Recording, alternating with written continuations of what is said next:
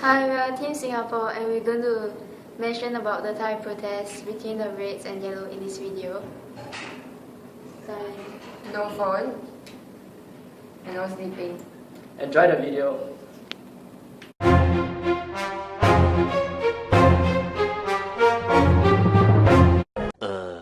This is the map of Thailand. Here shows that most of the red shirts are concentrated at the northeast and south of Thailand, while the yellow shirts converge at the northwest and west of Thailand. So who are the main characters that we will be discussing today? Firstly, this is Mr. Thaksin Shinawatra, who was once a Prime Minister and is a part of the People Power Party known as the PPP, and his supporters are the red shirts. Secondly, the King and the People Alliance for Democratic Party, or in short known as PAD, are supported by the yellow shirts. The red shirts wants Mr. Thaksin to return to Thailand and rule the politics despite being expelled out of the country for being corrupted. Whereas the yellow shirts wanted Mr. Thaksin to remain expelled out of the country. Hence, they both have created conflict in Thailand, and this has always been a major political issue. Hey, Louis. Hello. Hey, man. Sit. What are you doing? See. I'm watching an interview of my friend on YouTube in Thailand, sharing his experience in the country. The different protests between the red and yellow shirts. Wow, it looks very interesting. Can I take a look? Yeah, can see. Good morning, everyone. Today we have Mr. Sitinat having an interview with him. Thank you for coming. So, Mr. Sitinat, what and why does the yellow shirt protest in Thailand today? คือแบบว่าพวกเสื้อเหลือง Well, as you know, the Yellow Shirts are strong supporters of the King and the People Alliance for Democratic Party. In 2008, the period when Prime Minister Thaksin Shinawatra and the People Power Party was in power, he was caught for abusing his power and started doing many corruption activities, cheating the country's wealth and the money of many Thais. According to BBC News, during his role as a Prime Minister, he unlawfully acquired 1.4 billion through various corruption activities over the years. Furthermore, BBC News stated that Thai Supreme Court sentenced former fugitive PM Thaksin Shinawatra to a 2-year jail period when they found him guilty of corruption over a land deal. They also wanted the government to get rid of the red shirt, which has caused a toll in the country's economy. In 2008, the Yellow Shirt group decided to topple the government down because of their misuse of power and corruption by holding a protest at the international airport of Thailand, which disrupted travellers from leaving the country and entering the country, hence allowing Mr. Abhisit from the PAD party to be the new Prime Minister of Thailand. So, what about the red shirts? Why and what do they protest about? มันก็เหมือนกับเสื้อเหลืองอะ Similarly, like the yellow shirts, the red shirts are strong supporters of Thaksin and the People Power Party. The red shows their support because of Mr. Thaksin's never-ending help. According to BBC News, rural farmers, the poor, and urban working-class citizens respected him because of the policies that he introduced to the country that has benefited them greatly. For example, funding for healthcare and education. According to BBC News, they protested against the PAD party when Mr. Abhisit was in power, requesting for early elections and the release of jailed protesters. In addition, Hub Pages stated that the red shirts also wanted the government to allow Mr. Thaksin to return from exile.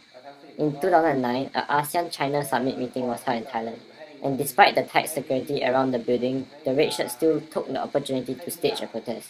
According to Window of China, the meeting was postponed because of the red shirts protesting outside and at the same time blocking the main roads of the building. So, can I ask, have you ever experienced being attacked by any of the groups? And who do you support? เราสนับสนุนเสื้อเหลือง Indeed, I have. There was once when I was walking in the city area and I happened to wear a yellow shirt, and there was a group of red shirt protesters walking around the area. I was so afraid they might attack me, so I immediately ran into a nearby shop to purchase a new t-shirt. It was such a frightening moment. Honestly, I am neutral. I do not support any of the shirts. I'm glad that you were safe after that incident with the red shirt. Thank you for this interview, Mr. Sitinat. Few inches later. I was like to ask you. So what do you want to ask me? I just went to Louis' room and then after that I just watched Thailand protest and it's like troubling me. So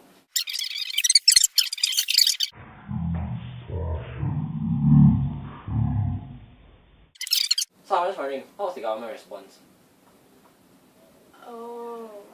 Why don't we search on YouTube? Okay.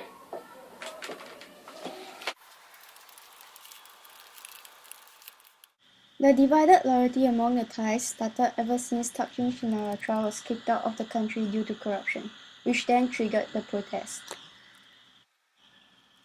The red shirts gathered in Bangkok and was determined to get rid of PM Abbasid Venjajiva, who gained power in December 2008.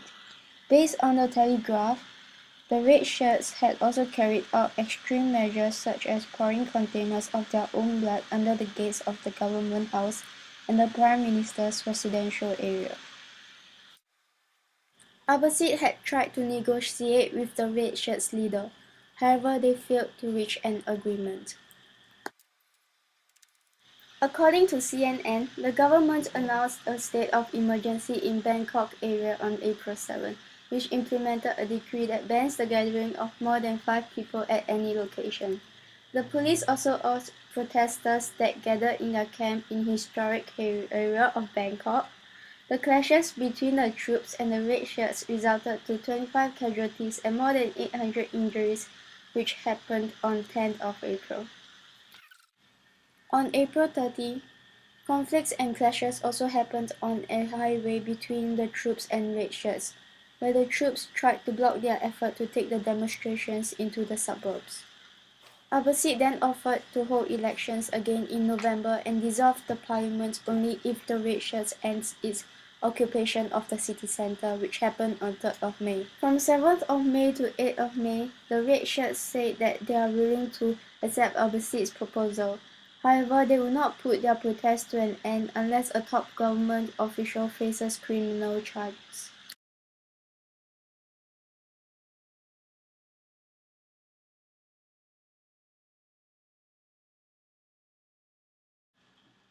Government decided to withdraw its election offer on 12th of May and concentrated more of their effort on dispersing the protesters.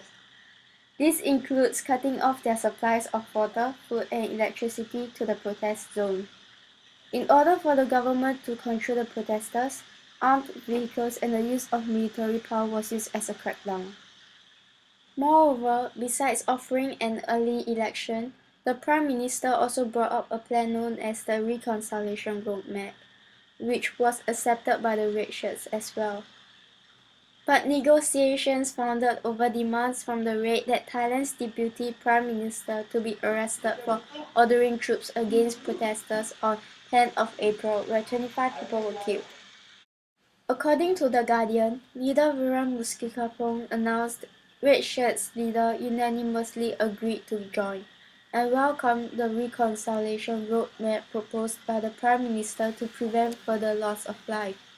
In addition, Abbasid had also made several television appearances stating that he wanted to bring peace back to the country. However, it was the red shirts who refused to give in. According to The Guardian, the Prime Minister made his offer on every channel telling the nation that he is confident and will bring peace to the country. However, the protests carried on and the military has stepped in and staked out areas where anyone who tries to enter will be fired upon.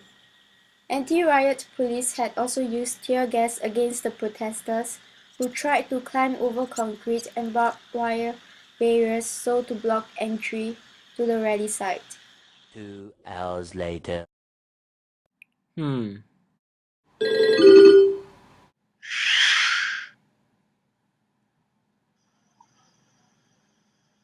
Hi Douglas. Hi. Hello Douglas. You alright? No, I'm fine. Why you look so troubled? Are you troubling over the Thailand protest matter? Yeah, I'm still troubling over that stupid matter. I'm just wondering wondering if the human rights of the Thai protesters have been violated. You know? Oh, I see. I think the government, the human rights have not been violated. They just used extreme measures when the protest goes off hand. However, the mainly injured were the rape protestants, as they were too violent and aggressive. I found a source online which says that their measures were necessary because the raids were hurling grenades causing a threat.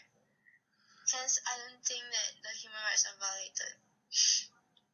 But I watched a video on YouTube. It mentioned that Thaksin, as the government of Thailand, he did not provide the people with their basic human rights. Like the protest conducted by the Thais has caused many casualties. But if Thaksin were to provide the people with human rights, the red shirts wouldn't even resort to such measures. So I think the red shirts were just trying to get the government's attention. It might be true that they want to gain attention, but it's the government's responsibility to maintain social order and make sure they do not lose their power and authority. I once subscribed to a Thai local channel, and it was stated in the news that when the rape protest goes out of hand, the military had to use tear gas only because the protesters were blocking the police and did not comply to the security measures which the government put in place. This was spoken by a police spokesman, so I think it's reliable. Alright, the raids might have gone too far, but the yellow shirts have done nothing but protesting. Like, all they want was just peace and no corruption in the country. And then, that's why they protest. They just wanted corrupted government officials to step down. Like, what's more, people from the yellow shirts are injured because of what the government responded because of the raids protests. And supplies have been cut down as a response to the red shirts as well. So I think supplies are the basic rights of people and they shouldn't be removed no matter what.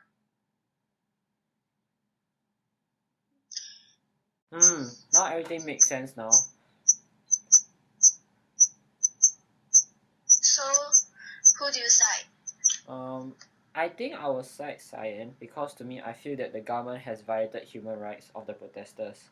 As Cyan mentioned earlier on, the government did cut the supplies, and I think this is really unacceptable because this country belongs to the people and not the government, and the government should be having the full responsibility of the people's well-being. Wait, what about the social media that the Thai protesters use? Do they use social media for their protests? Oh, I know. I once did it for my project and I'll send you a video of it. Okay. Yeah. Alright, then that's it. Thank you. Bye. Bye. Bye-bye.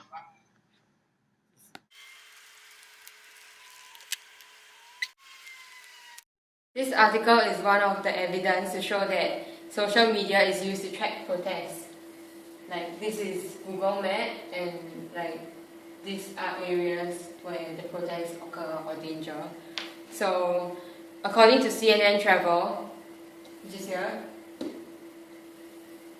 thousands of Bangkokians have been using social media as a means to share updates on the latest news and danger zones, as well as personal stories and opinions. In addition, CNN said that many residents share their personal videos and opinions about the violence on Facebook, in addition to articles, photos, and opinions on the events via their profile page in Thai.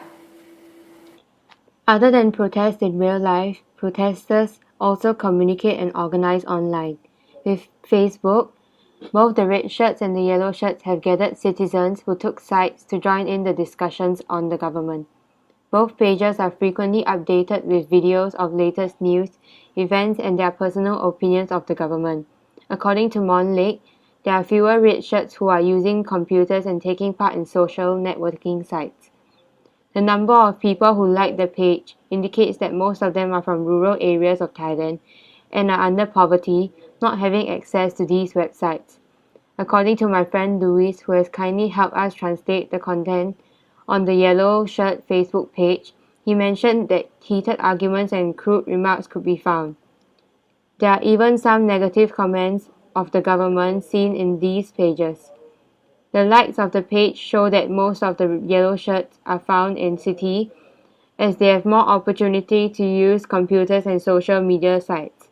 In addition, Louis mentioned that the protesters on this page are not afraid of keeping their comments about the government, despite knowing that there might be a possibility that the government monitor their internet websites.